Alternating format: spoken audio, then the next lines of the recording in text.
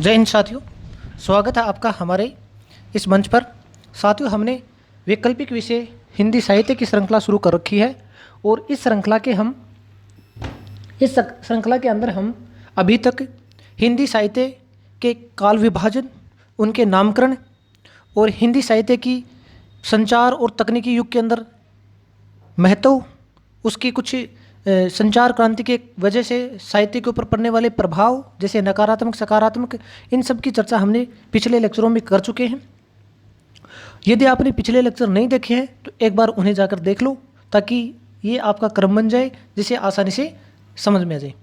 आज हम आदिकाल पढ़ने जा रहे हैं और ये श्रृंखला अगर आपको पसंद आ रही है तो कृपया आपसे अनुरोध है, लाइक कर दो, शेयर कर दो, सब्सक्राइब कर दो। देखो, आज की जो क्लास है हम इसके अंदर ये पढ़ने जाएंगे कि आदिकाल के अंदर क्या क्या विशेषताएं हैं, कौन कौन से साहित्य रचे जाते हैं और कौन कौन से महत्वपूर्ण कवि हैं। देखो, यहाँ आपको मैं थोड़ा सा पीछे का भी जो मैंने चर्चा की है उसके बारे में बता देता हूँ कि हमने पिछली क्लास में ये चर्चा की थी कि हिंदी साहित्य के अंदर मुख्यतः चार काल है, ठीक है। और उनके नाम भी मैंने बता दिए थे। आदिकाल, सबसे पहला कौन सा आदिकाल था। उसके बाद में आता है भक्ति काल, फिर रीतिकाल और आधुनिक काल। ये चार काल बताए थे। अब हम उन्हीं चार कालों में से जो पहला काल है, कौन सा, आदिकाल, उसकी चर्चा करने जा रहे हैं। हमने आपको बार बार बताया है कि हम बिल्कुल पाठ्यक्रम के अनुसार लेके चलेंगे। यूपीएससी का जो पाठ्यक्रम है उसी के हिसाब से हम लेके चलेंगे आपको। तो हमने शुरुआत के वीडियो में ये बताया था कि हम पहले प्रश्न पत्र फर्स्ट के खंड क को छोड़ रहे हैं और खंड ख शुरू कर रहे हैं। और खंड ख का जो पहला बिंदु था, हिंदी साहित्य की प्रासंगिकता, महत्व और हिंदी साहित्य इतिहास लेखन की परंपरा। ये आप पाठ्यक्रम देखोगे तब आपको पता चल जाएगा। ये पाठ्यक्रम का बिंदु है हिंदी साहित्य की प्रासंगिकता, महत्व तथा हिंदी साहित्य के इतिहास लेखन की परंपरा। ये बिंदु हम पिछले वाले लेक्चरों में कंप्लीट कर चुके हैं। और जो नया बिंदु है पाठ्यक्रम के अंदर, जो नया बिंदु है प्रश्न पत्र फर्स्ट का खंड ख में, वो है हिंदी साहित्य के इतिहास के अंदर जो चार काल हैं उन कालों की साहित्यिक प्रवृत्तियों। ये बिंदु है जिसके अंदर हम सबसे पहले आदिकाल की साहित्यिक प्रवृत्तियों के बारे में पढ़ेंगे। आदिकाल की साहित्यिक प्रवृत्तियों के बारे में पढ़ेंगे।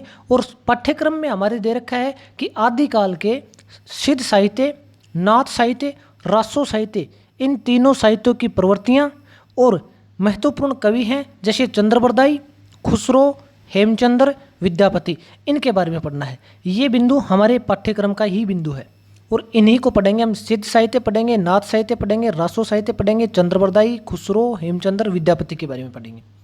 ठीक है, शुरू करते हैं अपना लेक्चर। देखो, आदिकाल। सबसे पहले मैं आपको थोड़ा सा आदिकाल का परिचय बता देता हूँ। देखो, आदिकाल का जो टाइम है वो है लगभग 1000 से 1400 ईस्वी, लगभग टाइम है। आप एग्जैक्ट मत जाना इसके ऊपर कि एग्जैक्ट टाइम यही है क्या, लगभग टाइम है, इसको इतना ही याद रखना आपको। अब देखो, आदिकाल के अंदर 3 प्रकार के साहित्य रचे जाते हैं। आदिकाल में क्या होता है, 3 प्रकार के साहित्य रचे जाते हैं। कौन कौन से? एक तो धार्मिक साहित्य रचे जाते हैं, एक रासो साहित्य रचा जाता है और एक लौकिक साहित्य रचा जाता है। 3 प्रकार के साहित्य हैं, धार्मिक, रासो, लौकिक। ठीक है, जो धार्मिक साहित्य है उसके अंदर आता है बौद्ध धर्म से संबंधित साहित्य, जिसको बौद्ध साहित्य बोलते हैं, और जैन धर्म से संबंधित साहित्य, जिनको जैन साहित्य बोलते हैं। बौद्ध धर्म के अंदर 2 शाखाएं हैं, उनसे संबंधित 2 साहित्य हो गए। एक सिद्ध शाखा है जिसके अंदर सिद्ध साहित्य, और एक नाथ जिसके अंदर नाथ साहित्य। सरहप्पा सिद्ध साहित्य के प्रमुख कवि हैं और नाथ परंपरा के प्रमुख कवि हैं। ठीक है, इसी प्रकार जैन साहित्य के अंदर हमें हेमचंद्र के बारे में पढ़ना है। हेमचंद्र के बारे में, इनका जो प्रमुख कवि है हेमचंद्र है। दूसरा बात करते हैं रासो साहित्य की। तो रासो साहित्य वीरल और संगारिक 2 प्रकार का है। वीरल और संगारिक दो प्रकार का है, जिसके अंदर हमें चंद्रबरदाई को पढ़ना है और चंद्रबरदाई ने पृथ्वीराज रासो की रचना की थी, इसलिए हमें पृथ्वीराज रासो भी पढ़ना पड़ेगा, क्योंकि हमारे पाठ्यक्रम में है चंद्रबरदाई, तो चंद्रबरदाई को पढ़ते टाइम हमें पृथ्वीराज रासो भी पढ़ना पड़ेगा, इसलिए हम इसके ऊपर भी अच्छी तरह से चर्चा करने वाले हैं। उसके बाद में जो साहित्य है वो लौकिक साहित्य। लौकिक का मतलब ये है कि ये लोगों के मनोरंजन के लिए लिखा गया था। लौकिक साहित्य है, इसके अंदर जो मुख्य साहित्य ग्रंथ लिखने वाले जो रचनाकार हैं वो कौन है? अमीर खुसरो है और विद्यापति है। ये दोनों ही हमारे पाठ्यक्रम में दिए हुए हैं, इन दोनों के बारे में हमारे को अच्छी तरह से पढ़ना है। समझ में आ गई बात आपको? आदिकाल में हमें क्या पढ़ना है? आदिकाल में हमें सिद्ध साहित्य के बारे में पढ़ना है, उसकी प्रवृत्तियों के बारे में पढ़ना है, नाथ साहित्य की प्रवृत्तियों के बारे में पढ़ना है, रासो साहित्य की प्रवृत्तियों के बारे में पढ़ना है, और प्रमुख कवि दे रखे हैं कौन कौन से हैं? चंद्रबरदाई है, इसके बारे में पढ़ना है, अमीर खुसरो है, इसके बारे में पढ़ना है, और विद्यापति है, इसके बारे में पढ़ना है, और एक हेमचंद्र है, हेमचंद्र, इसके बारे में पढ़ना है। तो आदिकाल में सिर्फ 4 कवि दे रखे हैं, इनके बारे में पढ़ना है। शुरू करते हैं, एक एक को लेके अच्छी तरह से क्लियर करते हुए लेके चलेंगे, कोई समस्या कहीं भी नहीं आएगी आपको। देखो, सबसे पहले हम सिद्ध साहित्य की बात करते हैं। सिद्ध साहित्य देखो, बौद्ध धर्म की सिद्ध परंपरा से संबंधित है, जो कि एक वज्रयान शाखा से संबंधित है। बौद्ध धर्म की सिद्ध परंपरा है जो वज्रयान शाखा से संबंधित है, सिद्ध, ठीक है। और ये लोग तंत्र मंत्र से साधना या फिर सिद्धि में विश्वास करते हैं। तंत्र मंत्र के माध्यम से ये साधना करते हैं और उसी में विश्वास करते हैं। समझ में आ गई बात? और जो सिद्ध साहित्य के जो प्रमुख कवि हैं, सिद्ध साहित्य के जो प्रमुख कवि हैं, उनके अंदर नाम आता है सरहप्पा का। किसका नाम आता है? सरहप्पा का, सबरप्पा का, कनहप्पा का। ये इनके प्रमुख कवि हैं। सरहप्पा बहुत प्रमुख कवि हैं इनके अंदर, ठीक है। अगर बात करें हम सिद्ध साहित्य की, तो सिद्ध साहित्य के अंदर कुछ विशेषताएं हैं या फिर इनका कुछ दर्शन है। उस दर्शन की बात कर लेते हैं कि ये कैसा दर्शन है और इनकी क्या विशेषताएं हैं। देखो, सिद्ध साहित्य के अंदर किसी बात का तो पक्ष लिया गया है, इसका मतलब ये कई चीज़ों के तो पक्षधर हैं, और कहीं कहीं ये कुछ मान्यताओं का या कुछ चीज़ों का विरोध करते हैं। तो ये किन के पक्षधर हैं और किन के विरोधी हैं, इनका दर्शन किसका पक्षधर है और किसका विरोधी है, ये विशेषताएं हैं, आपको याद रखनी ही पड़ेंगी। बहुत बहुत बढ़िया पॉइंटों के हिसाब से मैंने लिखा है, और फिर एग्जाम के अंदर आप अपने शब्दों में लिख देना। ये पॉइंट याद रह गए तो एग्जाम में आंसर लिखना बहुत आसान हो जाएगा आपके लिए। देखो, सिद्ध साहित्य के अंदर किसका पक्ष लिया गया है? ये शून्य पर आधारित प्रक्रिया का पक्ष लेते हैं। इनकी जो प्रक्रिया है वो शून्य पर आधारित प्रक्रिया है। नैरतम्य भावना, सहज शून्य एवं काम योग इत्यादि का वर्णन करते हैं ये लोग, ठीक है। गुरु को महत्व देते हैं। सिद्ध साहित्य परंपरा के लोग गुरु को महत्व देते हैं, और साधना मार्ग के रूप में पंचमकार को स्वीकार किया गया है। साधना मार्ग के रूप में पंचमकार को स्वीकार किया गया है। अब ये पंचमकार क्या है? पंचमकार इन्होंने 5 तत्व हैं जिनके भोग के बल दिया है। वो 5 तत्व कौन कौन से हैं? जिसके अंदर है मत्स्य, मदिरा, मांस, मुद्रा, मैथुन। ये पंचमकार हैं इनके, और इनका ये कहना है कि इन 5 मकारों के उपभोग के बाद में ही इंद्रिय नियंत्रण संभव हो पाएगा। एक सीमा तक इनका उपभोग करने के बाद में ही इंद्रिय नियंत्रण संभव हो पाता है, ये इनका मानना था, ठीक है। अब फिर देखो, ये तो इनकी बात हो गई विशेषता की कि भाई इनके अंदर ये विशेषता है। ये शून्य पर आधारित प्रक्रिया को मानते हैं, नैरतम्य भावना, सहज शून्य और काम योग इत्यादि का वर्णन करते हैं, गुरु को महत्व देते हैं, साधना मार्ग के रूप में ये पंचमकार को स्वीकार करते हैं। साधना मार्ग के रूप में ये कहते हैं कि भाई साधना मार्ग पर चलना है तो पहले पंचमकार को अपना लो, उसके बाद साधना में लीन हो जाएंगे, ठीक है। उसके बाद में देखें कि ये विरोध किसका करते हैं, तो ये वैदिक मान्यताओं को, जो वैदिक काल से चली आ रही थी मान्यताएं, उनका विरोध करते हैं और वर्ण व्यवस्था का खंडन करते हैं। वर्ण व्यवस्था, जो 4 वर्णों में समाज बटा हुआ था, इसका पुरजोर खंडन करते हैं। आडंबरों का विरोध करते हैं, कुछ भी नहीं, सिंपल सा दोबारा बता देता हूँ। सिद्ध साहित्य के अंदर आपको क्या क्या याद रखना है? शून्य पर आधारित प्रक्रिया, नैरतम्य भावना, गुरु को महत्व, साधना मार्ग के रूप में पंचमकार की स्वीकृति। 3 पॉइंट हो गए। शून्य पर आधारित प्रक्रिया, नैरतम्य भावना, गुरु का महत्व और पंचमकार की स्वीकृति। और विरोध की बात करें तो वैदिक मान्यताओं का विरोध करते हैं, वर्ण व्यवस्था का खंडन करते हैं, आडंबरों का विरोध करते हैं। ये आपके विरोध की बात होगी। जब भी आपको कोई भी क्वेश्चन मिलता है इसके ऊपर, इसी से संबंध मिलेगा। इसने सिद्ध साहित्य की विशेषताएं बताई, बहुत आसान है, पॉइंट मैंने बता दिए, अपने शब्दों में फिर लिख देना, कोई समस्या नहीं होगी। अब बात करते हैं कि इसके उद्देश्य की, कि ये लिखा क्यों जा रहा था, सिद्ध साहित्य उस टाइम में क्यों लिखा जा रहा था। तो लिखने का जो उद्देश्य था उनका ये था कि जनमानस में अपने धार्मिक सांप्रदायिक मान्यताओं का प्रचार प्रसार करना। ये जनमानस में अपनी धार्मिक सांप्रदायिक मान्यताएं थी, उनके प्रचार प्रसार के लिए ये ग्रंथ लिखते थे। समझ में आ गई बात, किस लिए लिखते थे। अब देखो इनके अंदर कुछ विशेषताएं हैं, शिल्पगत विशेषताएं देख लेते हैं। इनकी शिल्पगत विशेषताएं क्या क्या हैं वो देखो एक बार। ये जो पॉइंट बना रखे बहुत बढ़िया तरीके से समझा दूंगा इसमें, और इस हिसाब से अगर आप याद कर लोगे ना कोई समस्या नहीं आएगी। इनकी शिल्पगत विशेषता की बात करें तो इनकी जो भाषा है वो कौन सी है, अर्धमागधी अपभ्रंश भाषा है। अर्धमागधी अपभ्रंश भाषा है, संध्या भाषा है। अर्धमागधी अपभ्रंश और संध्या भाषा है, ठीक है। रूप कौन सा है, मुक्तक है, जिसके अंदर चर्यापद और दोह कोश के रूप में इन्होंने अपनी रचनाएं संकलित की हैं। देखो मुक्तक रूप का मतलब है अलग अलग, किसी एक कहानी के रूप में नहीं लिखी गई है, किसी एक बीच में कोई बात आ गई उस पर लिख दिया, फिर कोई बात आ गई उस पर लिख दिया, ऐसे इस प्रकार से ये मुक्तक रचनाएं हैं। और ये चर्यापद और दोहा कोश ये संकलन है, इनकी रचनाओं का संकलन है, ठीक है। संकलन के नाम है, चर्यापद नाम है और दोहा कोश, ठीक है। छंद की बात करें तो छंद इनका दोहा, सोरठा, रोला, इनके अंदर ये अपने रचनाएं लिखते हैं। इनके छंद कौन सा है, दो है, सोरठा है, सुरोला है। बस शिल्पगत विशेषताएं जब भी आती हैं तो आप सीधा सा लिख देना। जब भी आपसे ये पूछा जाए सिद्ध साहित्य की विशेषताओं बताओ, तो आप उसकी दार्शनिक विशेषता बताओगे, उसके बाद में उसकी शिल्पगत विशेषताएं बताओगे। और शिल्पगत विशेषता के अंदर 3 पॉइंट याद रख लो, ये 3 तो जरूरी है आपको शामिल करने। भाषा के बारे में चर्चा कर देना कि भाषा कैसी है, रूप कैसा है, मुक्तक है, छंद कैसा है, दोहा, सोरठा, रोला है, ठीक है। उसके बाद में हम लास्ट में निष्कर्ष पे पहुंच जाते हैं।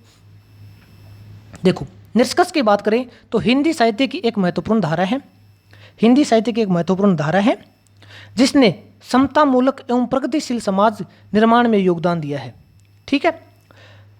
एवं संत काव्य धारा की मानसिकता, ये कटा हुआ है यहाँ पे, ऐसे मान लो, मानसिकता को ठोस आधार प्रदान किया है। जो आगे संत काव्य धारा आएगी, संत काव्य धारा इसी के ऊपर आधारित होगी, उसकी जो मानसिकता है वो यहाँ से ही डेवलप हो रही है, ठीक है। तो ये बात हो गई आपकी सिद्ध साहित्य की। उसके बाद में सिद्ध साहित्य के अंदर कुछ प्रमुख कवि थे, और जो सबसे प्रमुख कवि है वो कौन है, सरप्पा है।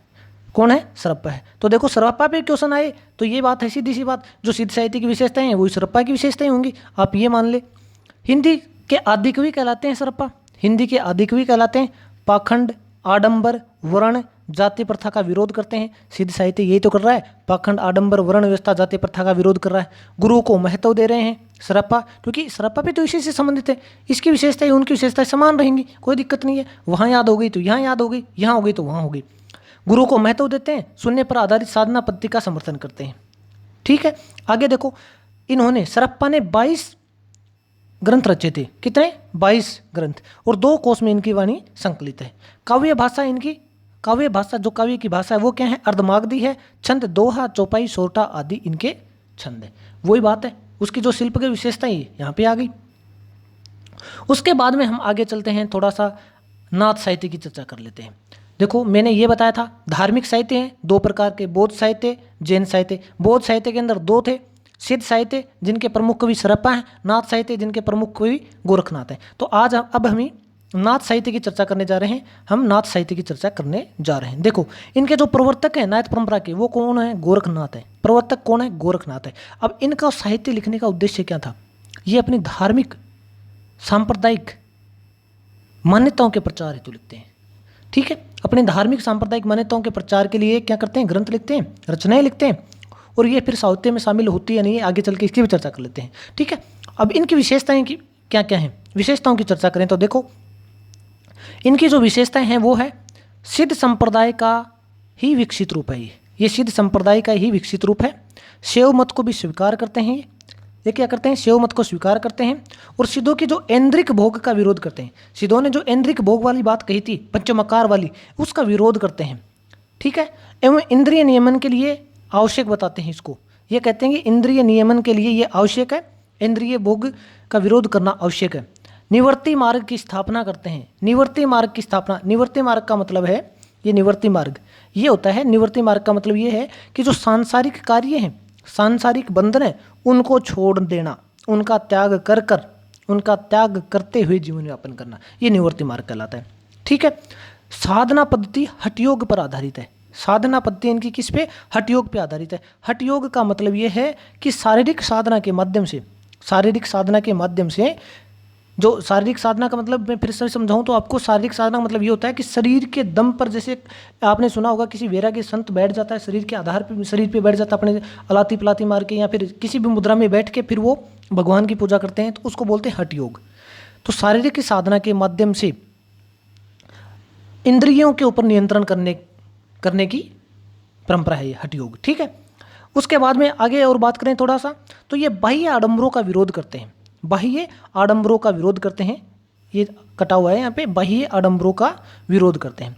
जैसे इसका मैं एक एग्जाम्पल भी बताऊँ आपको, तो उसका एग्जाम्पल ये मानो कि इन्होंने कहा है कि जाने के अनजानी होई बात तू ले पछाणी, चेले हो दुआ लाभ होएगा गुरु होइयो आनी। ये ऐसे एक, अगर आप उदाहरण बीच बीच में दे दोगे तो आंसर बहुत अच्छा हो जाएगा। तो जैसे आपने ये सब विशेषताएं बताई हैं, इन सब विशेषताओं के अंदर ये तो निश्चित है कि हर विशेषता के पीछे तो आपको एग्जाम्पल नहीं दे पाते, लेकिन एक या दो के पीछे दे दोगे तो बहुत आसान है। जैसे मैंने यहाँ बताया था निवृत्ति मार्ग का बताया, निवृत्ति मार्ग के ऊपर बल देते हैं, तो यहाँ भी एक एग्जाम्पल दे सकते हो आप। जैसे ये इनकी एक रचना है जिसके अंदर लिखा गया है, 9 लख पातरी आगे नाचे पीछे सहज अखाड़ा, ऐसो मन ले जोगी खेले तब अंतरी बसे भंडारा। तो ऐसे इस प्रकार के ये जो उदाहरण है इनको याद करना पड़ेगा आपको, और मैं यहाँ वैसे उदाहरण ही बताऊंगा जो बार बार काम आ सके, उन्हीं की चर्चा की जाएगी। जैसे मैंने यहाँ 2 बताए हैं, ये बहुत जगह काम आएंगे आगे। फिर उसके बाद में हम चलते हैं आगे, थोड़ा सा इसकी शिल्पगत विशेषताओं की बात कर लेते हैं कि इनकी शिल्पगत विशेषताएं क्या क्या हैं। देखो, शिल्पगत विशेषताओं के अंदर शिल्प की बारीकियाँ नहीं है। यहाँ शिल्प की बारीकियाँ नहीं है। क्यों नहीं है? क्योंकि ये साहित्य की दृष्टिकोण से लिखे नहीं गए थे, ये तो अपने धार्मिक और सांप्रदायिक मान्यताओं के प्रचार प्रसार के लिए लिखे गए हैं। अब इनकी जो भाषा है, भाषा क्या है? अपभ्रंश और पुराने हिंदी का संक्रमण है। ये अपभ्रंश और पुराने हिंदी का संक्रमण है। ठीक है। ब्रज, अवधी, पंजाबी के शब्द भी शामिल हैं इसके अंदर। तो भाषा पता चल गया आपको। छंद इनका दोहा है। दोहा का मतलब आपने कबीर जी के दोहे ऐसे पढ़े होंगे, तो वो जो स्टाइल होती है ना उसको बोलते हैं दोहा। संध्यात्मक भाषा, संध्या भाषा है। ये संध्या भाषा क्या है? प्रतीकात्मक भाषा है। प्रतीकात्मक भाषा का मतलब इसके अंदर कहा कुछ जाता है, वास्तव में अर्थ कुछ और होता है। जैसे मैं एक एग्जाम्पल बताऊं, नाथ बोले अमृतवाणी, बरसेगी कंबली भीजेगा पानी। अब देखो, कंबली बरस रही है और पानी भीजेगा, ऐसा थोड़ी होता है। तो ये प्रतीकात्मक भाषा है, इसको बोलते हैं प्रतीकात्मक भाषा। ठीक है। तो ये प्रतीकात्मक भाषा का उपयोग करते हैं। उसके बाद में हम आगे चलते हैं तो नाथ साहित्य की प्रगतिशीलता की बात करते हैं। नाथ साहित्य की प्रगतिशीलता। अब देखो, प्रगतिशीलता का मतलब ये है कि इनके अंदर कुछ ऐसा लगता है कि जो समाज को प्रगतिशील बना रहा हो। देखो, अनेक सीमाएं हैं नाथ साहित्य में, क्योंकि ये प्रगतिशीलता की बहुत सीमाएं हैं इसके अंदर। फिर भी इन सीमाओं के साथ भी इसमें प्रगतिशीलता के लक्षण दिखते हैं। और वो प्रगतिशीलता के लक्षण कौन कौन से दिखते हैं उनकी चर्चा कर लेते हैं। देखो, ये कर्मकांडों का विरोध कर रहे हैं, बाह्य आडंबरों का विरोध कर रहे हैं। ठीक है। कर्मकांड और बाह्य आडंबर की उपेक्षा करते हैं, तो ये प्रगतिशीलता की ओर का ही तो द्योतक है। दुराचरण और जाति पर आघात कर रहे हैं, ये भी प्रगतिशीलता का ही द्योतक है। ठीक है। उसके बाद में अनुभव और बुद्धिजन्य ज्ञान के अंदर ये अनुभव को वरीयता देते हैं। ये कह रहे हैं कि भाई अनुभव को ज़्यादा वरीयता देनी चाहिए, अनुभव से ज़्यादा ज्ञान प्राप्त होता है। और दूसरा अगर देखें तो नारी संबंधी दृष्टिकोण भी देखते हैं इनका, कि नारी संबंधी दृष्टिकोण क्या है, कि इन्होंने नारी संबंधी दृष्टिकोण ये रखा कि नारी को भोगमूलक दृष्टिकोण का तिरस्कार करते हैं, क्योंकि नारी को एक वस्तुपरक नजरिए से देखा जाता था, एक भोगमूलक दृष्टिकोण से देखा जाता था। तो इस दृष्टिकोण का ये क्या करते हैं? विरोध करते हैं।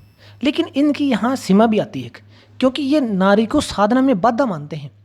ये बात तो ठीक है, इन्होंने भोगमूलक दृष्टिकोण की तिरस्कार किया है, लेकिन फिर भी ये नारी को साधना में बाधा मानते हैं, तो ये थोड़ी सीमा भी है। लेकिन हम यहाँ क्या बता रहे हैं? इसकी प्रगतिशीलता के कुछ लक्षण बता रहे हैं, तो उनके अंदर ये लिख देंगे कि नारी के भोगमूलक के दृष्टिकोण की तिरस्कार करते हैं। ये बात समझ में आ गई? तो नाथ साहित्य की प्रगतिशीलता के बारे में हमने आपको बता दिया।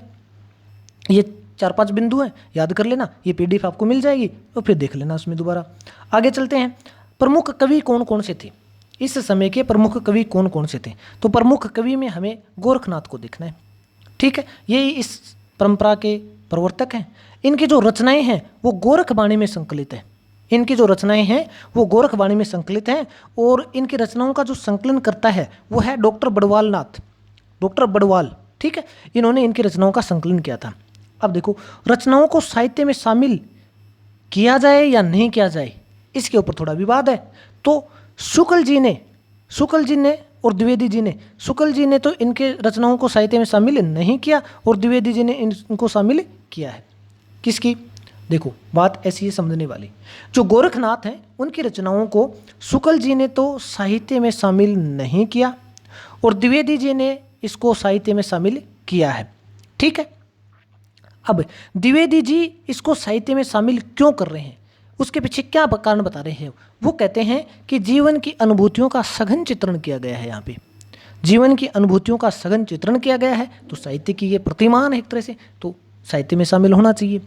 इसी साहित्य का विकास भक्ति काल में ज्ञानमार्गी के रूप में भी हुआ है, और ये जो साहित्य है वो ये आगे चलकर ज्ञानमार्गी के रूप में भी होगा। भक्ति काल में जब ज्ञानमार्गी आएगा तो उसके रूप में भी होता है, तो ये फिर साहित्य में शामिल होना चाहिए। ठीक है, अब देखो हम आगे पहुंच जाते हैं थोड़ा सा और। इनकी रचनाओं में गुरु महिमा, इसकी विशेषताएं देख रहे हैं हम। इनकी रचनाओं में गुरु महिमा, इंद्रिय निग्रह, प्राण साधना, वैराग्य, कुंडलिनी जागरण, शून्य समाधि, इनकी चर्चा की गई है। हठयोग का उपदेश देते हैं, ये हठयोग का उपदेश देते हैं, और ये है षष्ठ चक्रों वाला योग मार्ग चलाया है। किसने? गोरखनाथ जी ने षष्ठ चक्रों वाला एक योग मार्ग चलाया था। ठीक है, ये इनकी साहित्य की कुछ विशेषताएं हो गई। उसके बाद में सबसे बड़ा प्रश्न आता है कि सिद्धनाथ साहित्य को साहित्य माने या नहीं, साहित्य माने या नहीं। देखो सिद्धनाथ साहित्य है या नहीं, ये साहित्य है या नहीं है। तो देखो साहित्यकारों के दृष्टिकोण से एक बार इसको देखते हैं कि साहित्य है या नहीं, कि साहित्य क्या क्या कहते हैं, कि साहित्य बताते हैं या नहीं बताते हैं। और एक फिर काव्य शास्त्रीय मान्यता है, साहित्य की कुछ काव्य शास्त्रीय मान्यताएं हैं, उन मान्यताओं के अनुसार देखेंगे कि ये साहित्य है या नहीं है। तो सबसे पहले हम ले लेते हैं साहित्यकारों के दृष्टिकोण से सिद्धनाथ साहित्य है या नहीं है। अब इस बात पे भी दो मत हो गए, कुछ पक्ष में बताते हैं और कुछ विपक्ष में हैं इसके, कि कुछ लोग तो ये कहते हैं कि ये साहित्य है और कुछ कहते हैं कि नहीं है। जो विपक्ष में है उनके अंदर आचार्य शुक्ल है, और जो पक्ष में है उनमें आचार्य हजारी प्रसाद द्विवेदी है। अब देखो इनके पक्ष और विपक्ष के बिंदु देख लेते हैं। आचार्य शुक्ल विपक्ष में है। आचार्य शुक्ल ये कहते हैं कि सिद्धनाथ साहित्य नहीं है, इसके विपक्ष में है। तो वो क्या तर्क बताते हैं, उनका आधार क्या है? तो उनका आधार है रचना में अंतर्वस्तु तथा अभिव्यक्ति की जो शैली है वो साहित्य अनुकूल नहीं है, ये आधार बताते हैं। शुक्ल जी ये कहते हैं कि इनकी रचना में जो अंतर्वस्तु है और जो अभिव्यक्ति की जो शैली है वो साहित्य के अनुसार नहीं है, इसलिए ये साहित्य नहीं माना जाए। ठीक है, उसके बाद में ये कहते हैं कि ये अपनी सांप्रदायिक मान्यताओं का शुष्क प्रचार मात्र है। इन्होंने सिर्फ अपने सांप्रदायिक मान्यताओं के प्रचार के लिए लिखे हैं ग्रंथ, ये कोई साहित्य के दृष्टिकोण से लिखे हुए ग्रंथ नहीं है, इसलिए दूसरा तर्क है इनका। और तीसरा तर्क ये कहते हैं कि साहित्यिक संवेदनशीलता, सौंदर्यात्मकता, नवीनता, कल्पना, इन सब तत्वों का इनमें अभाव है। ये यहाँ लिखा है, देखो थोड़ा सा ऊपर करता हूँ मैं। साहित्यिक संवेदनशीलता, सौंदर्यात्मकता, नवीनता, कल्पना आदि जैसे तत्व इसमें नहीं है, इसलिए ये क्या है, साहित्य नहीं है। ये तो है शुक्ल जी का मत है, और जो कि विपक्ष में है। ठीक है, उसके बाद में हजारी प्रसाद द्विवेदी जी हैं जो ये कहते हैं कि ये साहित्य है। वो क्या पक्ष देते हैं, वो क्या तर्क देते हैं, पक्ष में क्या तर्क देते हैं? वो कहते हैं देखो अधिकांश प्रसंगों में सामाजिक समस्याओं के साथ टकराव होता है, और साहित्य वही होता है जिसके अंदर सबका हित हो। ठीक है, जो हमें एक हमारे लिए पथ प्रदर्शक का काम करे वो साहित्य होता है। ये मैंने पिछले लेक्चर में बता दिया कि साहित्य होता क्या है। तो द्विवेदी जी कह रहे हैं कि अधिकांश प्रसंगों में सामाजिक समस्याओं के साथ इनका टकराव होता है, और धर्म से संबंधित होने के ऊपर अगर इसको असाहित्यिक माना जाए तो फिर तो संपूर्ण भक्ति काल को ही बाहर करना पड़ेगा। द्विवेदी जी ने दूसरा तर्क दिया है कि भाई अगर धर्म के आधार पर हम ये कहें कि धर्म से संबंधित है इसलिए साहित्य नहीं है, तो फिर तो संपूर्ण भक्ति काल को ही साहित्य से बाहर करो। तो ये है द्विवेदी जी का तर्क है। ठीक है, तो आपको पता चल गया इसके पक्ष में तर्क कौन दे रहे हैं, विपक्ष में तर्क कौन दे रहे हैं। अब ये पॉइंट आप याद रख लोगे तो फिर क्वेश्चन कैसे भी पूछे कोई समस्या नहीं होने वाली आपको। हम एक बार क्वेश्चन भी करवाएंगे लास्ट में कि यूपीएससी में कैसे कैसे क्वेश्चन पूछे गए हैं, और फिर आपको यहाँ जो मैं पढ़ा रहा हूँ उससे क्वेश्चन होते हैं या नहीं है तो ये बताएंगे आपको। बिल्कुल एज इट इज़ बहुत आसान हो जाएंगे। अब देखो आगे, दूसरा जो तरीका बताया था मैंने कि भाई इसका विश्लेषण हम ये करेंगे, एक तो साहित्यकारों के दृष्टिकोण से देखेंगे कि ये साहित्य है या नहीं, और दूसरा फिर काव्य शास्त्रीय मान्यताओं के अनुसार भी देखेंगे, कुछ काव्य शास्त्रीय मान्यताओं के अनुसार देखेंगे कि ये साहित्य है या नहीं। तो जो काव्य शास्त्रीय मान्यताएं हैं, एक बार वो देख लो कि काव्य शास्त्रीय मान्यताएं क्या हैं। काव्य शास्त्रीय मान्यताओं के अनुसार साहित्य के अंदर सामाजिक हित होना चाहिए, सामाजिक हित होना चाहिए, उसके अंदर कल्पनाशीलता होनी चाहिए, उसके अंदर रमणीयता होनी चाहिए, मतलब ऐसे तत्व अगर हैं किसी के अंदर, किसी रचना में, तो उसको क्या हम साहित्य मानेंगे। ठीक है, तो इन प्रतिमानों के आधार पर अगर देखा जाए तो इसके अंदर भी दो पक्ष, मतलब दो तरफ से बट जाते हैं, एक कुछ विपक्ष के अंदर बोलते हैं और कुछ पक्ष के अंदर बोलते हैं। ठीक है, तो जो विपक्ष के अंदर तर्क देने हैं, उनके विपक्ष वाले तर्कों को देखते हैं क्या क्या है। ये कहते हैं कि सांप्रदायिक मान्यताओं का प्रचार मात्र है, ये सांप्रदायिक मान्यताओं का प्रचार मात्र है, और तकनीकी एवं प्रतीकात्मक शब्दावली का जो उपयोग करें, इन लोगों ने तकनीकी और प्रतीकात्मक शब्दावली का उपयोग किया है, वो बोधगम्य नहीं है पाठक के लिए। और जब पाठक के लिए बोधगम्य नहीं है तो ये साहित्य की विशेषता के अंदर शामिल नहीं होता, क्योंकि समझ पाने में आसान होनी चाहिए, शब्दावली समझ पाने में आसान होनी चाहिए। इन्होंने संध्या भाषा का उपयोग किया है, अभी थोड़ी देर बताया था, गोरखनाथ की वाणी बरसेगा बरसेगी कमली भीजेगा पानी। तो ये क्या है, प्रतीकात्मक है, और ये हर व्यक्ति को समझ में नहीं आती है। और उसके बाद में जो कुछ अंश पाठक को समझ तो आ जाते हैं लेकिन मर्म को नहीं छू पाता। कुछ अंश ऐसे हैं इनके अंदर जो पाठक को समझ में तो आ गए, लेकिन उनका जो मर्म है उसको नहीं छू पाता, वास्तविक अर्थ पर नहीं पहुंच पाता है पाठक। जैसे मैं इसका भी एग्जांपल बताऊं तो, पंडित सहल सत्य बखानन देही बुद्धि बसंत ना जानन, पंडित सहल सत्य बखानन देही बुद्धि बसंत न जानन। ठीक है, तो इसको आप समझ तो गए कि इसका थोड़ा बहुत अर्थ समझ गए, लेकिन जो वास्तविक मर्म है इसको पढ़कर आपको मर्म नहीं पता चल रहा है, ये इसकी थोड़ी सी कमी है। ठीक है, उसके बाद में हम इसके पक्ष में भी कुछ तर्क दे सकते हैं इन मान्यताओं के अनुसार। जो पक्ष में तर्क है उनकी बात करते हैं। देखो, सामाजिक हित की भावना है यहाँ पे, वर्ण व्यवस्था, आडंबर, कर्मकांड, इन सब पे करारी चोट करते हैं ये, और इंद्रिय नियमन से समाज को पार्श्विक इच्छाओं से बचाने के प्रयास करते हैं। ये कहते हैं कि इंद्रिय नियमन बहुत जरूरी है। फर्क इतना है कि नाथ योग इंद्रिय नियमन के लिए जो पचमकार हैं उनकी उपेक्षा करते हैं, और सिद्ध वाले उन पचमकारों को अपनाते हैं। ठीक है, लेकिन ये इंद्रिय नियमन की बात करते हैं, और इंद्रिय नियमन से ही क्या होता है, समाज के अंदर जो पार्श्विक इच्छाएं पैदा होती है, बिना मतलब की इच्छाएं पैदा होती है, उनसे बचा जा सकता है। कई जगह शिल्पगत सामर्थ्य भी पर्याप्त मात्रा में दिखता है। इस आधार पर हम कह सकते हैं कि काव्य शास्त्रीय मान्यताओं के अनुसार ये साहित्य है। तो हम लास्ट में निष्कर्ष पे पहुंच जाते हैं कि भाई निष्कर्ष देख लेते हैं कि इसका अंदर क्या निष्कर्ष निकलना चाहिए। देखो, अनेक सीमाओं के पश्चात भी इसमें सामाजिक चेतना, भक्तिकालीन साहित्य के योगदान, कहीं कहीं व्यक्त हुई साहित्य क्षमता को ध्यान में रखते हुए इन्हें साहित्य तो मान ही लेना चाहिए। ठीक, ये आप इसका निष्कर्ष उपलब्ध करा सकते हैं छोटा सा। अब हम आगे चलते हैं जैन साहित्य के बारे में। देखो, एक बार फिर दोहरा देता हूँ, मैंने आपको बताया था आदिकाल के अंदर जो धार्मिक साहित्य रचे गए थे उसमें दो प्रकार के थे। धार्मिक साहित्य दो प्रकार के थे, कौन कौन से, एक बौद्ध और एक जैन काव्य से संबंधित। तो बौद्ध के हमने दो पढ़ लिए, बौद्ध धर्म से संबंधित सिद्ध और नाथ। अब जैन काव्य पढ़ते हैं, जैन धर्म से संबंधित जो काव्य थे उनके बारे में पढ़ते हैं। देखो, जैन का जो मतलब क्या होता है, ये देखो पहले तो जैन का मतलब क्या होता है। जैन का मतलब होता है सांसारिक आकर्षणों पर विजय पाने वाला। ठीक है, और जैन काव्य जो रचे गए थे उनका उद्देश्य क्या था, संप्रदाय की शिक्षाओं का प्रचार करना। इस समय लगभग यही है, तो आप पिछले भी देख रहे हैं, उनका उद्देश्य भी यही था और इसका उद्देश्य भी यही है, संप्रदाय की शिक्षाओं का प्रचार करना। इनका जो रूप है वो भी मुक्तक है, भाषा इनकी अपभ्रंश है। अब देखो, भाषा ये सब चीज़ें ना आप ध्यान रखोगे ना, इस समय है ही अपभ्रंश, तो भाषा कौन सी आएगी, अपभ्रंश आएगी। ठीक है, अपभ्रंश भाषा है। प्रमुख कवि कौन है, हेमचंद्र है, पुष्पदंत है, स्वयंभू है, और स्वयंभू को अपभ्रंश का वाल्मीकि भी कहा जाता है। स्वयंभू को अपभ्रंश का वाल्मीकि भी कहा जाता है। ठीक है, और इनकी जो रचना है ना वो उपदेशात्मक टाइप की है, उपदेश देते हैं ये। ठीक है, उसके बाद में इनके अंदर जो कवि है वो है हेमचंद्र। सबसे प्रमुख कवि कौन है, हेमचंद्र। हेमचंद्र ने जो अपनी रचना लिखी थी उसका नाम है सिद्ध हेम शब्दानुशासन, सिद्ध हेम शब्दानुशासन, और एक है देसी नाममाला। ये जो सिद्ध हेम शब्दानुशासन है, इस रचना को प्राकृत भाषा प्राकृत अपभ्रंश का व्याकरण कहते हैं। प्राकृत अपभ्रंश का व्याकरण कहते हैं इसको, ठीक है। और हेमचंद्र को प्राकृत का पाणिनि भी कहते हैं। हेमचंद्र को प्राकृत का पाणिनि भी कहते हैं। देख लेते हैं एक बार। जैन मुनियों के नैतिक उपदेशों का प्रचार करते हैं। हेमचंद्र जैन मुनियों के नैतिक उपदेशों का प्रचार करते हैं अपनी रचनाओं के माध्यम से। कुछ वीरतापूर्वक और कुछ सांगारिक कविता भी रचते हैं, ठीक है। और प्राकृत के पाणिनि कहलाते हैं। ये प्राकृत के पाणिनि कहलाते हैं, ठीक है। ये आपकी बात होगी हेमचंद्र के बारे में। अब थोड़ा और आगे चलें हम, तो ये इतना लेक्चर हो गया है।